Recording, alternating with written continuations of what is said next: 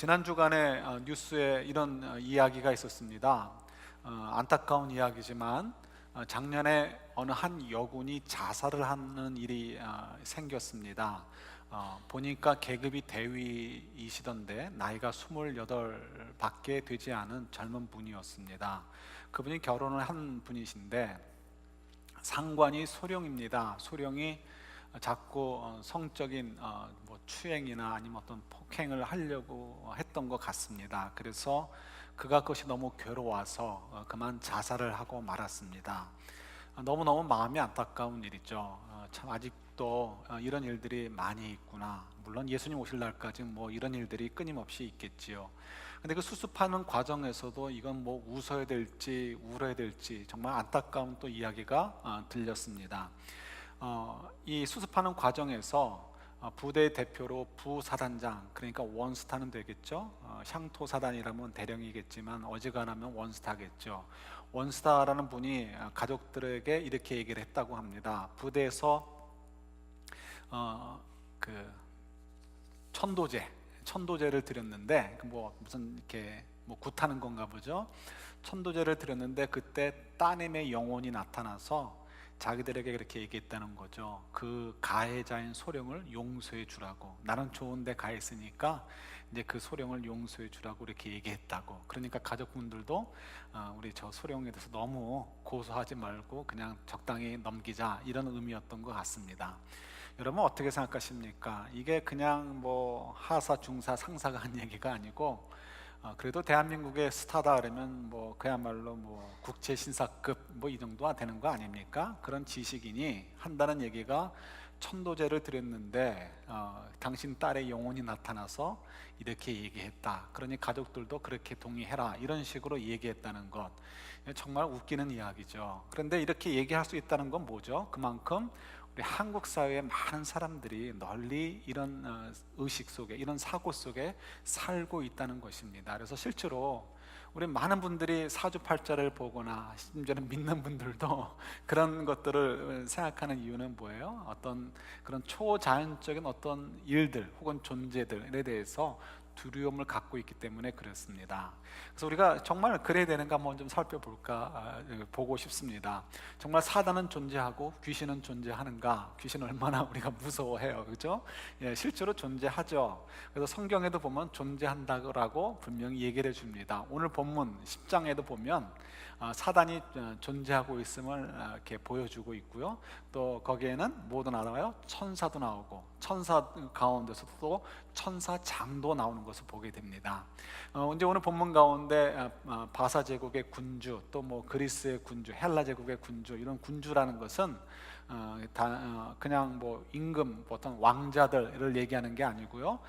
이렇게 좀 초자연적인 존재를 얘기하는 거죠. 그래서 사단을 얘기합니다. 사단은 누굴까요? 사단은 이름에서부터 그 존재가 특성을 나타내는데요. 그의 특성은 이렇게 대적하는 자입니다. 이름이 의미가 사탄이라는 그 루트라 그러죠. 어근이 이렇게 동사 사탄에서 나왔는데 발음도 같네요. 사탄, 그죠? 그 사탄의 의미는 대적하다 하는 것을 의미합니다. 그래서 대적하는데 누구에게 대적한다는 것을 상징하는 거죠. 하나님께 대적한다는 것을 이야기하는 거죠. 그래서 하나님의 일에 대해서 대적하는 것, 그것이 사단의 이름에서부터 담겨져 있습니다.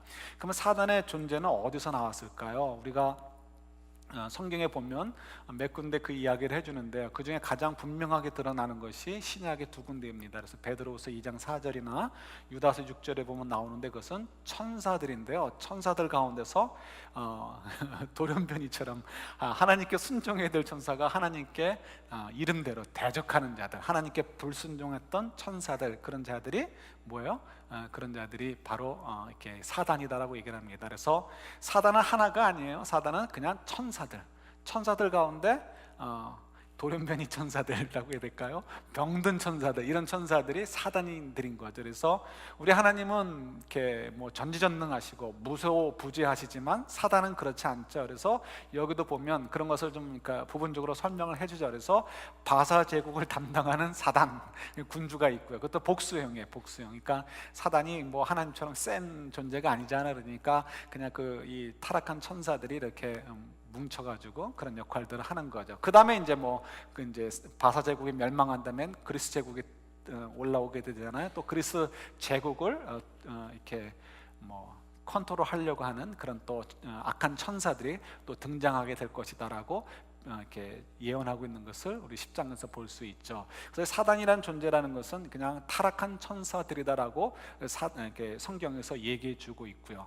또 이들의 운명은 뻔한 거죠. 그래서 이들의 운명은 결국 다 하나님께서 어떻게 해요? 심판하실 그런, 그래서 하나님의 저주 가운데 놓일 운명들이 그들의 이제 삶이고 그들의 미래가 되는 거죠. 그래서 이런 사단에 대한 것들을 우리가 좀 이렇게 성경에서 볼 수 있고요. 사단이 하는 일들은 뻔하죠. 성경에 구석구석에 다 나오죠. 어떤 일들이 있습니까? 제일 처음에 나왔던 것은 가인이 아벨을 죽이려고 할 때 그 마음을 충동질하는 거죠. 시기심, 절망감, 질투 이런 것들 때문에 우월감 이런 것들을 자극시켜 가지고 아벨을 죽이게 하는 것, 이런 것들이 뭐예요?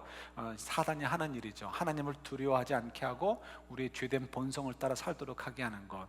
또 아담에게는 어떻게 해요? 찾아와가지고 아담과 하와에게는 너희들 하나님으로부터 독립해라, 하나님하고 동등해질 수 있어, 이런 식으로. 그래서 하나님과의 관계를 깨는 것, 이런 것들이 또 사단이 하는 일이고요. 또 우리가 흔히 우리도 빠지는 거 있죠. 정말 말씀대로 될까? 이 말씀대로 하나님이 우리를 책임져 주시고 이 말씀대로 우리가 하나님한테 벌을 받을까? 설마. 이런 것들도 어떻게 사단이 우리에게 주는 의심의 그 역할이기도 하고요. 또 우리가 주님 안에서 어떤 소망 가운데 살지 못하고 절망 가운데 빠져서 무너지게 하는 것, 이런 것들도 다 사단이 우리 속에서 하는 역할들이죠. 그래서 이 사단이라는 것, 또 그 졸개라고 할 수 있는 귀신, 이런 것들이 실제로 있고요. 그런 것들이 늘 언제나 우리를 힘들게 하고 있다는 것 우리가 인정하고 넘어가는 것입니다. 자, 그런데 이제 이게 중요하지 않습니다. 이게 왜냐? 게임이 되지 않기 때문에 그래요. 이제 우리 그건 이제 살펴보도록 하겠습니다. 여러분, 오늘 읽은 본문 속에서 우리가 질문을 가질 만한 것이 있어요. 사단의 방해로 하나님의 일이 실패하거나 하나님의 계획에 차질이 생길 수 있는가? 언뜻 보면 그렇게 느껴질 수 있습니다. 이 9장과 10장에 보면 공통적인 게 있는데 무슨 말이 나오냐면 다니엘이 하나님께 기도하는 내용입니다. 그래서 두 번 다 기도를 하는데요.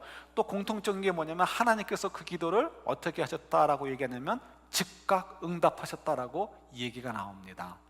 사실은 중언부언하지 말라라고 주님께서도 가르쳐 주신 것이 여기와도 연결이 되는 거 아닌가 하는 생각도 좀 갖긴 가져요. 왜냐하면 우리가 정말 진심으로 하나님께 기도 드렸으면 과연 하나님께서 그 기도를 1년이고 2년이고 3년이고 계속해서 끌고 가기를 원하실까? 내가 네 정성을 본 다음에 네 정성이 차면, 이만큼 수준에 차면 내가 응답해 줄 거야. 과연 그러실까? 우리 불교 가면 그런 거 하잖아요. 천번제 이런 거 하면 저도 이게 관광 가가지고 옆에서 보는데요, 그 정성이 대단합니다. 여러분, 이게 굉장히 어렵다고 해요. 저도 한 번도 트라이는 안 해봤지만 이게 일어났다가 이렇게 정식으로 절하고 일어나고 또 절하고 일어나는 것이 굉장히 힘들다고 해요. 그런 정성을 드릴 때, 천번제건 어떤 그런 이렇게 100번이고 1000번이고 했을 때 그 대상 신이 감동을 받아서 들어주는 것, 이것이 일반 사람들이 생각하는 종교의 수준이죠. 그러나 과연 하나님께서 우리에게 그런 걸 요구하실까? 우리 예수님의 비유 가운데 과부의 비유를 하신 것이 있죠.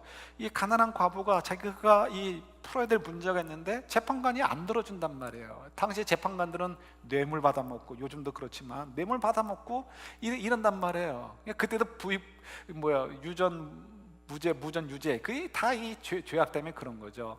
그럴 때 이제 예수님의 비유가 그거죠. 아무리 재판관이 돈 먹고 해도 매일 찾아가서 과부가 사정하면 그의 사정을 좀 들어주지 않겠느냐. 그런데 왜 하물며 악한 인간들도 사정을 들어줄 텐데 왜 너희들은 그렇게 하나님께 부르짖지 않느냐, 이렇게 비유를 말씀해 주시죠. 그래서 우리 이 비유를 잘못 이해하면 무조건 하나님께 쪼르면, 하나님은 원래는 안 주려고 하셨다가도 우리가 끊임없이 쪼르면 에이 귀찮아서라도 내가 주지, 이렇게 된다는 걸로 이해를 한단 말이에요. 그게 아니고 이 악한 인간도 들어주는데 왜 하나님께서 너희 기도를 왜 안 들어주시겠느냐, 근데 왜 너희들 왜 하나님께 찾아가서 부르짖지 않느냐, 이걸 얘기하는 거예요. 좀 제발 좀 기도 좀 해라, 이거죠. 그래서 이거 저희들이 오해하지 않으셨으면 좋겠어요. 그래서 제 생각에도 정말 우리가 믿음이 있는 기도라면 사실은 우리 정말 진심으로 그 성령의 인도하심을 따라 기도 안 가면 원타임이면 끝나는 거 아닌가 이런 생각을 사실은 가져요. 그래서 사실 지금도 생각해 보면 이렇게 제가 중등부 전도사 생활을 할 때 교사 선생님들하고 그런 얘기를 많이 했던 기억이 지금도 납니다. 예, 그게 맞을 것 같아요. 물론 때로는 계속 기도함을 통해서 성령의 인도하심을 계속 받아가야 되는 부분이 있고요. 또 그때까지는 그 기도를 통해서 내가 깨어 있어야 되고 내 골이 무엇이다, 내가 가야 될 방향이 무엇이다라는 것을 잊지 않도록 하는 기도도 있어요. 그러나 어떤 것을 주시느냐 안 주냐, 그건 내용에 따라 다르겠지만 그럴 때는 그것이 설사 10년 후에 들어줄 만한 일을 할지라도 원타임으로 끝나는 것이 아닌가 이런 생각을 가져보기도 합니다. 요즘 여담이고요. 다시 돌아온다면 다니엘의 기도, 또 성경에 보면 대부분의 기도들이 그랬던 것 같아요. 히스기야의 기도도 마찬가지로 하나님이 그냥 그 즉시 들어주신 거죠. 자, 그런데 이 두 번째 10장에서는 9장에서는 하나님이 응답해 주시자마자 천사를 보내셔서 그 응답이 이루어졌어요. 정말 다니엘에게 하나님이 계시를 주셨단 말이에요. 근데 좀 다니엘이 좀 막 답답해요. 이 계시의 의미가 무엇일까 알고 싶어가지고 하나님께 기도하는데, 그래 하나님께서 어떻게 해요? 내가 너에게 말해줄게 하고서는 바로 응답을 해주셨어요. 그런 천사를 보내셨어요. 근데 천사가 오는데 바로 오지 못했어요. 왜요? 거리가 멀어서요? 거리가 멀어서가 아니고, 그건 천사가 아니죠. 거리가 멀어서가 아니고 그냥 바로 와야 되는 건데 누구한테 붙잡힌 거예요? 예, 바사 제국의 군주들, 그러니까 바사 제국에서 역사하고 있는 사단의 존재들에게 붙잡힌 거예요. 그래서 그들과 싸우느냐고 20일 동안을 시간을 보내다가 정 안 돼가지고 하나님께서 천사장 미가엘을 보내셔서 천사장이 도와주니까 결국 오게 되었다라고 지금 우리 읽은 본문 가운데 나온단 말이에요. 그러니까 우리가 이것을 그대로 그냥 문자적으로 딱 들어버리면 나를 돕는 천사들도 좀 때로는 똘똘하지 못해가지고, 이 죄송한 표현이지만 똘똘하지 못해가지고 제대로 나를 못 도와줄 수도 있구나. 혹은 또 하나님께서 하시려는 일들이 사단에 의해서 딜레이 되거나 방해받을 수 있구나. 방해라기보다는 어떤 좌절되거나 실패될 수 있구나, 이렇게 생각할 수 있단 말이에요. 정말 그럴까 한번 우리가 생각해 보는 것이 필요하겠죠. 단도직적으로 그냥 바로 대답을 한다면 그건 임파서블입니다. 어떻게 하나님의 일을 사단이 감히 막을 수가 있고 그를 일그러지게 할 수 있고 하나님의 계획이 실패하도록 할 수 있고 그 목적이 성과를 얻지 못하도록 할 수 있겠어요? 사단이 이 하나님과 비교할 수 없는 존재이기 때문에 그것은 있을 수 없는 일인 거예요. 그 다음에 성경에서 왜 이렇게 이야기를 했을까? 왜 정말 하나님께서 이 다니엘의 기도를 바로 응답해 주셨다면 바로 천사가 가서 얘기해 주도록 하시지, 왜 21일 동안이나 딜레이 돼가지고 괜히 다니엘만 언제 하나님이 응답해 주실까, 언제 하나님이 응답해 주실까 이렇게 마음 쪼리게 하시고, 그리고 괜히 완전한 금식은 아니었던 것 같은데 어쨌든 간에 이렇게 좀 금식하듯이 이렇게 생활을 하게 하셨을까? 괜히 고생하게 하신 거 아닌가? 하나님 좀 무책임한 거 아닌가? 이런 생각이 들 수 있단 말이에요. 근데 그게 아니고 우리가 어떻게 이해되는지 잘 설명을 드리도록 할게요. 사단이 방해가 있습니다. 그런데 여러분, 저희들이 무슨 일이든지 간에 생각을 할 때는 한 부분만 보고 얘기하시면 안 되는 거예요. 그죠? 한 부분만 보면 얘기하면 안 되고 전체를 가지고 얘기해야 되는 거예요. 그래서 만약에 어떤 한 일이 있다 하면 그 일의 결과도 봐야 되고 시작도 봐야 되고, 그리고 그 속에서 어떻게 프로세스가 되었는가, 그 모든 것들을 우리가 볼 수 있어야 돼요. 그러니까 이것을 과정이다라고 얘기합니다. 그래서 어떠한 일은, 모든 일은 그 과정이라는 것이 다 이게 포함되어 있죠. 예를 들어서 제가 말 한마디, 급하게 반응해서 말 한마디를 해도 어떻게 제 마음속에 짧은 시간이지만 어떤 감동이 있었을 것이고요, 제 뇌 속에서 역할이 있었을 것이고요, 그것이 신경을 통해서 워킹을 했을 것이고, 그리고 어떻게 해요? 내가 결정해서 우리가 말해야지 하면서 말이 나온단 말이에요. 근육이 움직이고. 이건 정말 0.5초 혹은 0.1초 사이에 벌어지는 일을 할지라도 그 모든 일들은 다 과정이 포함되어 있는 거예요. 근데 이 과정을 다 우리가 생략하고 어느 한 부분만 얘기한다면 그럼 우리가 좀 이렇게 문제가 있고 우리가 정직하지 못한 태도겠죠. 지금 이 과정도 마찬가지예요. 사단이 어떤 일이 벌어지는 과정 속에서 하나님의 계획하신 일, 그 일이 시작되어지고 끝을 맺는 그 과정 속에서 얼마든지 사단이 끼어들어서 방해를 할 수가 있습니다. 그러나 그 방해가 과연 정말 역할을 해서 하나님의 일을 그르칠 수 있을까? 아니요, 그럴 수 없다는 거예요. 사람은 속일 수 있어요. 그래서 사람이 때로는 야, 이제 끝났구나, 아니면 이제는 더 이상 소망이 없구나, 이제는 이건 정말 하나님께서 어쩔 수 없구나 라고 생각이 들 만큼, 혹은 하나님이 나를 사랑하지 않으셔 라고 생각이 들 만큼 우리가 흔들릴 수가 있습니다. 그러나 하나님이 어떻게 해요? 그때 가만히 계시지 않죠. 모든 것이 어떻게 하나님 손바닥에 있듯이 하나님 다 컨트롤하고 계시단 말이에요. 다 지켜보고 계시단 말이에요. 그래서 우리가 이기도록 하시고, 정 우리가 버거울 때는 어떻게 해요? 마치 미가엘을 보내시듯이 뭐 천사를 보내시든지, 아니면 우리 속에 거하시는 성령께서 우리 속에서 역사하셔서 우리가 이기도록 하나님이 도와주시는 거죠. 그래서 이 과정 속에서 얼마든지 사단은 우리를 조금 흔들리게 할 수 있고, 우리를 좀 방해할 수는 있어요. 속일 수는 있어요. 그러나 어떻게 해요? 우리가 하나님의 계획하신 그 사랑 속에서 그 온전한 삶을 살아가는 것은 어떻게 해요? 망하게 할 수도 없고, 이렇게 어떻게 우리를 넘어뜨릴 수도, 이렇게 완전히 넘어져서 무너뜨릴 수도 없다라는 거예요. 좀 더 우리가 좀 이해하는 것이 필요하죠. 예를 들어서 우리가 이 아브라함의 얘기를 할 수가 있습니다. 이 아브라함 얘기를 하면 여러분 이렇게 어떤 걸 생각할 수 있을까요? 아브라함이 하나님께 약속을 받고서 고향 땅을 떠났습니다. 그리고는 뭐 20여 년 이상을 벌써 밖에서 돌고 있어요. 하나님께서 그에게 약속을 해주셨어요. 분명히 네 씨, 그러니까 네 씨를 통해서 낳은 아들이, 그 사라와의 사이에서 낳은 아들이 너의 후손이 될 거야. 너의 그 후계자가 될 거야. 그리고 그 후계자를 통해서 어떻게 해요? 밤하늘의 별과 같이, 이렇게 바닷가의 모래와 같이 창대하게 할 거야. 네 눈에 보이는 모든 땅들을 차지하게 할 거야. 세상의 복이 그 눈으로 만들 거야 라고 약속해 주셨어요. 그런데 99세까지 그 어떠한 일도 일어나지 않은 거예요. 99세가 되었을 때 모든 것이 다 끝난 거예요. 남자로서의 성적 기능이 없어졌죠. 여성으로서의 성적 기능이 없어진 거예요. 이제는 이미 끝나버렸어요. 시기가 지나가 버렸어요. 두 사람이 아무리 금실이 좋아도 이제는 애를 낳을 수가 없어요. 두 사람이 아무리 건강해도 이제는 그들이 애를 낳을 수 없는 상태가 되어버린 거예요. 그때 하나님께서 찾아오신 거죠. 찾아오셔서 그에게 약속을 해주시는 거예요. 너 1년 후에 어떻게 해요? 아들을 낳게 될 거야. 그때 그 얘기를 듣고서 사라가 웃습니다. 하나님이 뭘 모르시는구나. 내가 이미 경수가 끝난 지가 언젠데, 우리 남편이 이제는 이렇게 그런 아기를 낳을 수 있는 능력이 없어진 지가 언젠데 이제 와서 저런 말씀을 하시나, 이렇게 의심을 하고 웃는 거예요. 이런 의심을 주는 건 누구예요? 사단이 의심을 하게 하는 거예요. 웃게 하는 거예요. 어떻게 하나님이 이런 일을 할 수 있냐는 거죠. 근데 하나님이 일부러 그때까지는 기다리신 거예요. 하나님의 능력이 없으셔서 99세가 될 때까지 그동안 하나님의 어떤 능력을 재련해가지고 갖고 오신 게 아니고요, 그때까지는 기다리신 거예요. 이유가 뭘까요? 아브라함이 그만큼 더 고통스러워하고 사례가 더 그만큼 더 낙담하도록 만들기 위해서요? 그게 아니고 분명히 어떤 이렇게 메시지를 전달해 주시기 위해서인 거죠. 99세 때 모든 것이 끝났다라고 판단됐을 때 오셔서 하신 말씀, 1년 후에 너희들이 아들을 낳을 것이야. 그리고 1년 후에 정말로 아들을 낳았습니다. 그 메시지가 뭘까요? 사람들이 볼 때 모든 것이 끝났다라고 생각되어지는 것, 상식적인 모든 길들이 막혔다는 상황이 있을 때 절망에 빠져듭니다. 그러나 하나님의 백성들은 뭐라고요?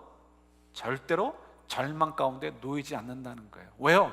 우리의 하나님은 모든 사람들이 볼 때는 다 끝났어요 라고 하는 그 순간에도 하나님은 역사하실 수 있고, 하나님의 일들은 어떻게 마른 가지도 마른 뼈들도 살리신 것처럼 아브람과 사라의 몸에도 새 생명을 불어 넣어 주셔서 이삭을 낳게 하시는 것처럼 그런 일들을 하시는 분이라는 것을 보여주고 싶으신 거예요.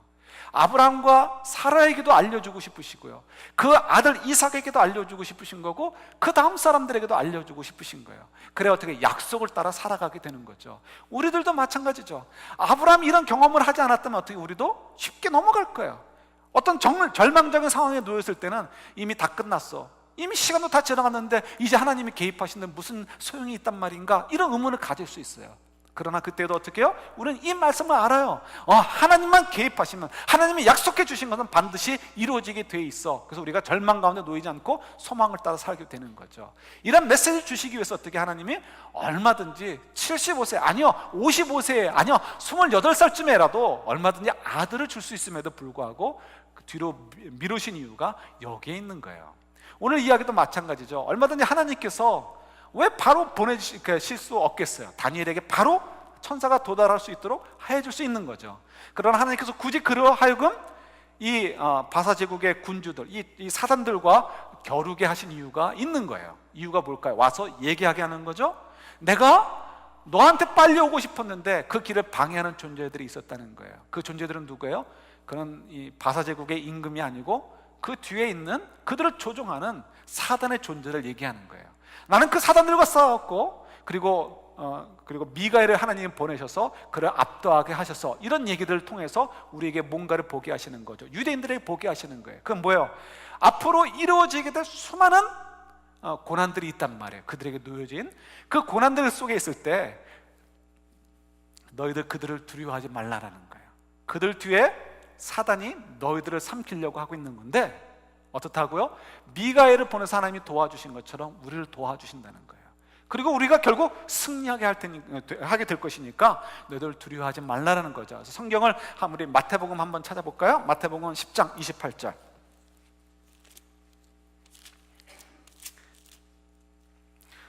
마태복음 10장 28절은 왜 하나님께서 21일 동안이나 이렇게 딜레이 시켰는가, 왜 그런 이야기들의 스토리를 만들어 놓으셨는가의 답이 여기에 있습니다. 유대인들에게 이 말을 듣는 경건한 성도들에게 이 메시지를 전달해 주고 싶으신 거죠. 28절 같이 있습니다. 몸은 죽여도 영혼은 능히 죽이지 못하는 자들을 두려워하지 말고 오직 몸과 영혼을 능히 지옥에 멸하실 수 있는 이를 두려워하라. 아멘. 예. 무엇이라고요? 아무리 앞으로 이제 핍박이 오른다 할지라도 이제 실제로 몇백 년 동안 엄청난 핍박이 오게 됩니다. 그래서 예루살렘이라든가 그 주변에 있는 경건한 백성들이, 하나님 백성들이 숱하게 고난을 당하고 죽임을 당합니다. 그때 어떻게 해요? 두려워하지 말라라는 거죠. 그 뒤에 사단이 아무리 날뛰어도 하나님이 도우실 것이고, 그리고 어떻게 해요?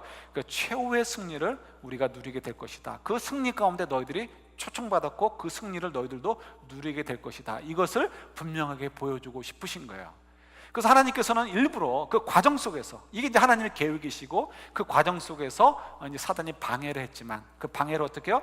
그 방해 때문에 하나님의 일이 이렇게 어그러지거나 망하게 되거나 부서지는 일은 없었다는 것을 보여주고 싶으신 거예요. 불행하게도 저희들이 오늘 살아가는 이 땅 속에서도 이 사단은 늘 언제나 우리에게 불청객처럼 쫓아다닙니다. 그래서 우리가 이 말씀이, 오늘 이 다니엘서 10장의 말씀이 우리에게 참 많이 도전이 되고 도움이 됩니다. 여러분, 이 다니엘서에서 나오는 사단의 역할에 그 방해하려는 초점은 분명한 거예요. 절망 가운데 빠지게 하고 싶은 거예요. 이 천사가 가지고 오는 메시지는 뭐냐면 그런 어려움이 있을 거라는 것을 얘기해주고, 그 다음에 어떻게 해요? 그걸로 끝나는 것이 아니고 하나님의 승리가 있게 될 것이라는 것을 가르쳐 주는 것입니다. 그래서 그 중간에 그 동물들이 무엇인지가 중요하지 않은 것처럼 그 나라들이 얼마나 큰 환란을 우리에게 줄 것인가는 사실 중요하지 않다는 거예요. 정말 중요한 건 뭐예요? 그 환란 가운데 절망 속에 빠지지 말라라는 거죠. 신앙을 포기하지 말라라는 거예요. 어떻게 결국은 우리가 최후 승리를 누리게 될 것이기 때문이다라고 얘기해주고 싶으신 것이 이제 하나님의 메시지고요. 그걸 전달시키기 위해서 천사를 보내신 거예요. 근데 사단은 그것을 막고 싶은 거죠. 그래서 막으면서 뭘 하고 싶은 거예요? 그 기간 동안에 어려움이 있을 때마다 어떻게 해요? 성도들이 절망해서 하나님을 떠나도록 하고 싶은 거예요. 속이고 싶은 거고 방해하고 싶은 거예요. 그러나 하나님이 어떻게 해요? 그들이 할 수 있도록 이렇게 내버려 두지 않으시는 거죠. 그래서 하나님께서 어떻게 우리를 도와주시죠. 그래서 우리가 이 사단에 대해서, 귀신 하면 좀 몽골이 좀 이렇게 별로 안 예쁘잖아요, 그죠? 그래서 우리가 뭐 이렇게 별로 좋아하지 않아요. 뭐 좋아할 이유가 없죠. 그래서 여러분 걱정할 필요가 없다는 거. 왜요? 아무리 사단이 또 그 졸개들이 난리를 쳐도 어떻게 해요? 그들이 우리를 이길 수 없단 말이에요. 하나님 우리를 보호하고 계시고 도와주고 계시고 모든 것을 하나님이 컨트롤하고 계시기 때문에 언제든지 우리를 도우실 수 있기 때문에 그렇다는 거예요. 더더욱이 우리 속엔 누가 계셔요? 예, 성령 하나님이 계시단 말이에요. 성령 하나님이 계시기 때문에 우리를 어찌할 수가 없는 거예요. 우리 성경 또 한 군데 찾아보면 요한복음 16장 33절 한번 보실래요?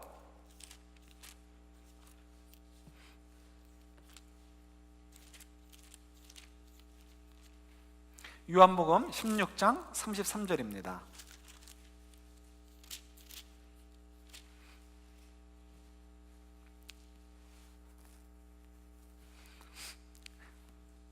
같이 읽을게요.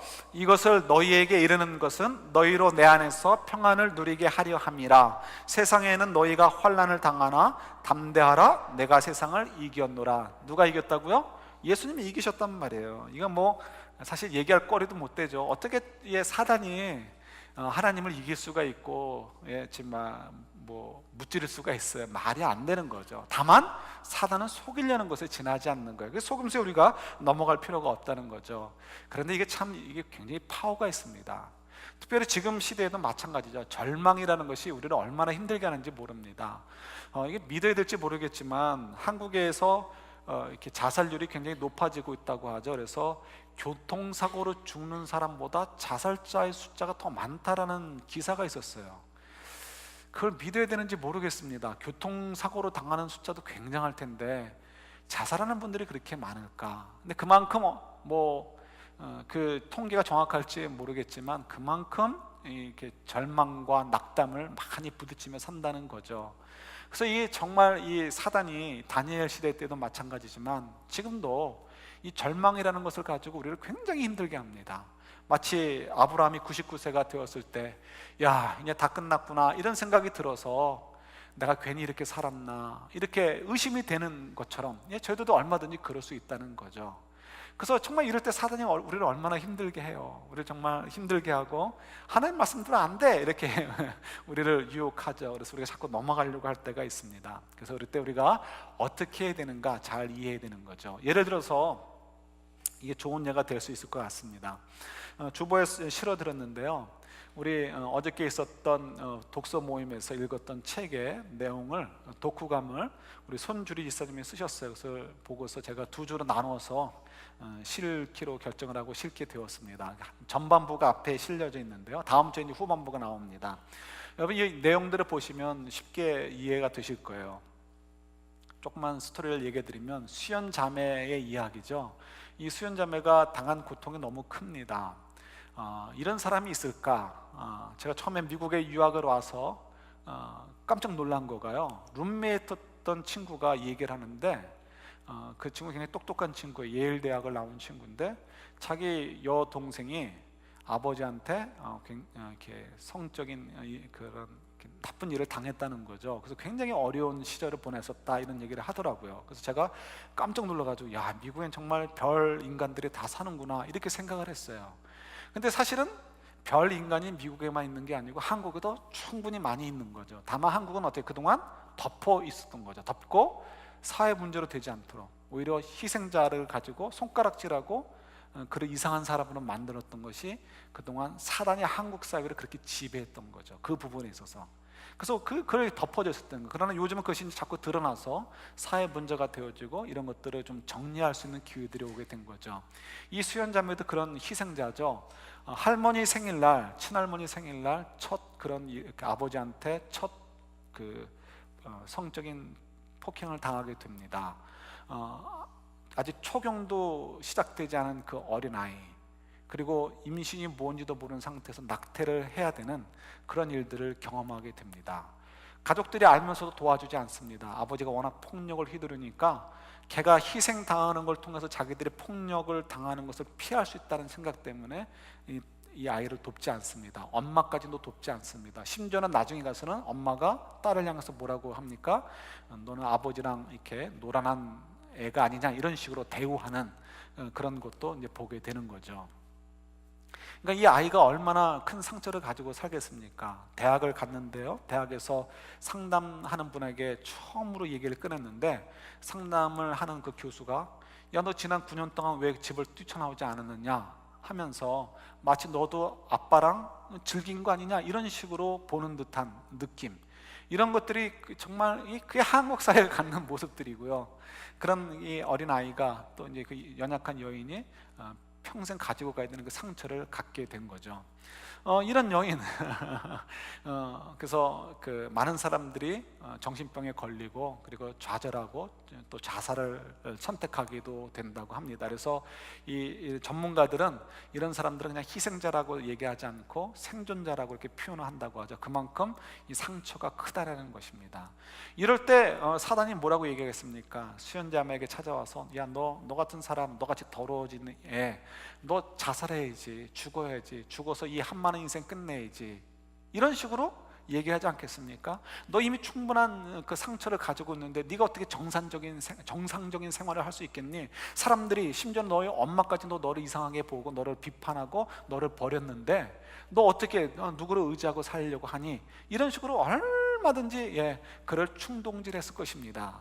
그런데 그가 절망 가운데 사단의 유혹 가운데 넘어가지 않은 거예요. 그가 열심히 살려고 애를 썼고 대학까지 진학을 했잖아요. 그럴 수 있었던 게 뭘까요? 아이러니컬하게도 그의 아버지가 목사였어요. 직업이 목사인 거죠. 직업이 목사라는 말이 좋은 표현 같아요. 이 손주리 이사님 그렇게 쓰셨는데 직업이 목사인 것이 아주 좋은 표현 같습니다. 진짜 목사가 아닌 거죠. 양의 탈을 쓴 늑대인 거죠. 그 사람이 그 아버지 덕분에 그래도 어쨌든 간에 이제 이렇게 하나님을 알게 된 거죠. 그러니까 어떻게 해요? 그가 그런 상처를 받았을 때 하나님께 묻는 거예요. 하나님이 정말 살아계시다면, 이게 바꿔서 표현하면 이렇게 되는 거죠. 하나님이 정말 살아계시다면 어떻게 이런 일들이 나한테 벌어질 수 있게 할 수 있습니까? 어떻게 이렇게 흉측하고 어려운 일들이 나에게 벌어지도록 하나님이 나를 보호 안 하실 수가 있습니까? 마치 이제 다니엘서의 이후의 사람들이 하나님께 이렇게 표현할 수 있는 거예요. 수많은 임금들과 사람들에 의해서 핍박을 당할 때, 죽임을 당할 때 하나님이 정말 살아계시다면 우리를 어떻게 이렇게 할 수 있습니까?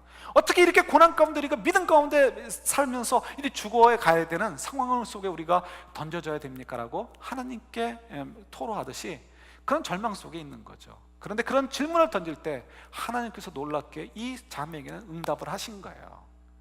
그의 소리를 들어주시고 그에게 용기를 주신 거죠. 그래서 그가 사단의 요구대로 절망 가운데 죽지 않고요, 자기 인생을 포기하지 않고 막 사는 것이 아니고요, 오히려 자기 삶을 소중하게 여기고 자기가 처해진 상황 속에서 최선을 다하는 삶을 살려고 하는 것, 그리고 그런 말미암아 그가 어떻게 해요? 다른 삶을 도전할 수 있게 하는 그런 일들을 하나님이 하게 하신 거죠. 근데 우리가 질문을 가질 수 있습니다. 그래도 우리가 핍박 가운데 죽은 것, 내가 가지고 있는 상처들, 그 수연자매가 가지고 있는 상처는 무엇입니까? 그는 어차피 평생 그렇게 살아야 되는데요, 나는 어차피 주님 나라가 오기 전에 죽어야 되는데요, 이 도대체 무슨 의미가 있습니까? 라고 질문을 가질 수 있어요. 그것이 사단이 우리에게 주어지는 굉장히 좋은 도구입니다. 우리가 똑똑해서 그런 생각하는 게 아니고요, 사단이 우리에게 그것을 주는 거예요. 여기에 대한 답을 우리가 찾아갈 수가 있죠. 고린도후서 4장 한번 가보겠습니다. 고린도후서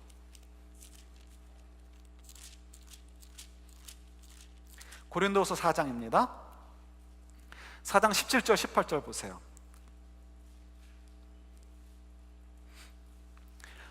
이 말씀은 다니엘서에 주시는 메시지의 요약이다라고도 생각이 들어요. 한 부분이지만 우리 4장 17절 18절 한번 같이 읽어볼까요?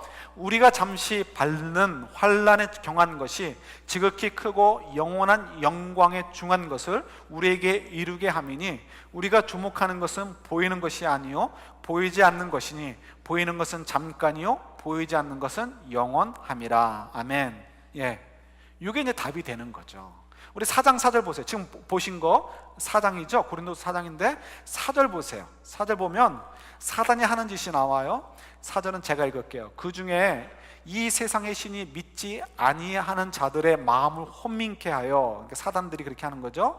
그리스도의 영광의 복음의 광채가 비치지 못하게 함이니 그리스도는 하나님의 형상이니라. 아멘. 지금 이 사단은 우리에게 이 땅에서 삶이 가장 중요하고 소중하고 이것이 다다라고 자꾸 얘기해 주는 거예요. 그러나 사실은 뭐예요? 이 땅의 삶은 정말 우리 인생 전체에 있어서 3박 4일 여행도 되지 않을 만큼 굉장히 작은 부분이고요, 우리가 누리게 될 지금 이미 살고 있는 영원한 삶은 이건 비교할 수 없는 거라는 거죠. 그래서 이 땅에서의 잠깐의 그 고난은 지극히 경하다는 거예요. 가볍다는 거죠. 우리가 얘기할 수 있어요. 사단이 또 충동질하죠. 아니 어떻게 수연자매가 같은 받은 고난이 경하다라고, 가볍다라고 얘기할 수 있습니까? 이렇게 무책임한 사람들이 어디 있습니까? 라고 얘기할 수 있을지 몰라요. 그러나 그도 마찬가지예요. 하나님 안에서 누리게 될 그 영광의 상태, 그가 누리게 될 하나님의 보상과 하나님의 상급은 이 지금 받은 그 수치와 그 고난과 비교할 수 없다라는 거예요. 근데 그걸 자꾸만 사단은 어떻게 믿지 못하도록 하는 거죠. 근데 그것을 믿을 수 있는 것은 6절 보세요. 6절에 같이 읽겠습니다. 어두운 때 빛이 비치라 말씀하셨던 그 하나님께서 예수 그리스도의 얼굴에 있는 하나님의 영광을 아는 빛을 우리 마음에 비추셨느니라. 아멘. 쉽게 얘기한다면 이거예요. 우리 안에 성령의 세례를 받은 우리가 성령의 세례를 받았기 때문에 우리 안에 성령이 거하셔요. 이 성령께서 어떻게 해요? 우리라고 이 놀라운 비밀을 깨닫게 하신다는 거예요. 그래서 우리가 정말 성령의 세례를 받아서 하나님의 자녀가 된 자들이라면, 그죠? 그때 우리가 어떻게, 뭐가 보이는 거예요? 이 땅의 삶이 아무것도 아니라는 것이 보여야 되고요, 우리의 관점과 우리의 관심은 어디가 있어야 돼요? 영원한 나라 속에 가 있어야 되는 거죠. 그래서 이 땅 속에서는 우리가 고난받아야 돼요. 왜요? 우리는 이 땅 속에 고난받으라고 파송받은 자들이기 때문에 우리가 썩어져가는 미랄이 되라고 파송을 받았어요. 그런데 썩지 않으려고 해요. 내 이 예쁜 씨앗 끝까지 보존해야지 하려고 하기 때문에 문제가 되는 거예요. 우리가 썩어져 가야 30배, 60배, 100배의 열매를 맺게 되고요, 그것이 우리가 이 땅에 오게 된 이유가 되는 거예요. 우리가 녹아줘야 이 짠맛이 나서 이 세상이 살아날 수 있도록 생명력을 줄 수가 있단 말이에요. 그런데 우리가 녹지 않으려고 그래요. 이것이 다인 것처럼 생각하기 때문에 그래요. 근데 우리가 성령의 음성을 듣게 되면, 우리 속에서 역사하시는 성령의 음성을 듣게 되면 그 복음의 빛을 깨달아져서, 아 그렇구나, 이건 아무것도 아니고 그 영광의 나라가 있구나, 이것을 보게 되는 거죠. 그래서 어떻게 해요? 우리가 어떠한 절망적인 상황 속에서도 절망하지 않고 소망을 보게 되는 것이고요, 그래서 그때마다 우리가 일어서게 되는 거예요. 사단이 하는 일들이 있었죠. 위에 적어드린 대로 우리와 하나님의 관계를 자꾸 깨려고 그래요. 야, 너희가 요즘 누가 자기 그 의견대로 하지 않고 다른 사람의 의견을 따라 살려고 그래. 그렇게 미련한 짓이 어딨어. 요즘 시대가 어떤 시대인데 네가 주인이 돼, 네가 주인이 돼. 선악과 따먹어, 선악과 따먹어. 자꾸 유혹을 합니다. 왜 그거만이겠어요? 하나님 말씀대로 된다고? No! 하나님 말씀대로 되는 게 어딨어? 하나님 말씀대로 너희들 절대로 순종한다고 축복 안 주셔? 너희들 하나님 말씀대로 살지 않는다고 하나님 절대로 벌 주지 않으셔. 봐라, 너 여태껏 하나님 말씀대로 살지 않았어도 여전히 어떻게? 살고 있지 않니? 남들처럼 너희도 좋은 음식 먹고 있고 좋은 집이 있고 좋은 차 타고 다니고 있지 않니? 라고 유혹을 하는 거죠. 예레미야서에 보면 당시 이 다니엘 시대 사람들이 가지고 있었던 것을 잘 보여줘요. 그런 얘기들을 하고 있어요. 뭐 그런 것만이 아니죠. 우리가 좀 이런 절망 가운데 있으면 그냥 그 절망 가운데 빠져서 그냥 우리 스스로를 포기하도록 만드는 것, 이런 것들이 사단들이 우리들에게 하는 짓거리들이에요. 우리가 오늘 살면서도, 아니 우리 지난 한 주간만 돌아봐도 이런 것들이 얼마나 많이 우리를 도전해 왔습니까? 내가 스스로 주인이 되려고 했던 적도 너무 많았고요, 내가 하나님 말씀대로 살 이유가 뭐가 있어라고 생각해서 하나님 말씀대로 살지 않은 것도 너무 많고요, 하나님 말씀대로 순종하면서도 이게 정말 하나님이 책임져 주실까에 대한 의문을 갖는 것도 너무 많았어요. 뭐 그것만이 아니죠. 그리고 우리가 혹시라도 절망 가운데 빠질 수밖에 없는 일이 있다면 그 절망 속에 빠져서 일어나지 않으려고 할 때도 얼마나 많이 있습니까? 여러분, 이건 다 뭐라고요? 우리가 똑똑해서 객관적으로 합리적으로 생각해 보니까, 이성적으로 판단해 보니까 이런 것 같아가 아니고요, 누구 때문이라고요? 사단 때문이라는 거예요. 근데 여러분, 여기서 저희가 너무나 쉽게 문제를 해결할 수 있어요. 정신만 바짝 차리면 돼요. 어떻게 하면 돼요? 이건 내 생각이 아니고 누가 주는 거라고요? 사단이 주는 거란 말이에요. 겁먹지 마셔요. 누가 이긴다고요? 우리가 이긴다는 거예요. 누가 이기셨기 때문에, 이미 예수님께서 이기셨기 때문에 게임이 안 되는 거예요. 그래서 우리는 뭐만 하면 돼요? 아, 이거는 내 생각이 아니고 사단이 주는 생각이지. 그 다음에 뭐만 하면 돼요? 예수님이 하신 대로, 가르쳐 주신 대로, 사단아 내 뒤로 물러서라, 사단아 내 뒤로 물러서라 하면 어떻게 해요? 정말로 사단이 물러나는 것들을 우리가 경험하게 되잖아요. 우리가 그것을 믿지 않고, 우리가 그것을 혼돈하고, 우리가 그것을 실행하지 않기 때문에 그런 거예요. 바라는 여러분, 이번 한 주간도 우리는 어쩔 수 없는 불청객과 함께 살게 될 거예요. 그 불청객은 정말 저희들을 불쾌하게 만들 거예요. 우리가 하나님의 그 놀라운 은혜의 장중에 붙잡힌 바가 된 삶인 것을 자꾸 부인하게 할 거예요. 그러나 그때마다 여러분, 어떤 모양으로 우리를 유혹해 와도 여러분 흔들리지 마시고 어떻게 하면 돼요? 사단아 내 뒤로 물러서라. 예수 그리스도의 이름으로 여러분들이 물리치시면서 우리 더 정말 그리스도 안에서 그 풍성한 삶들을 사랑하는 한 주간이 될 수 있기를 우리 주님의 이름으로 축원합니다. 아멘.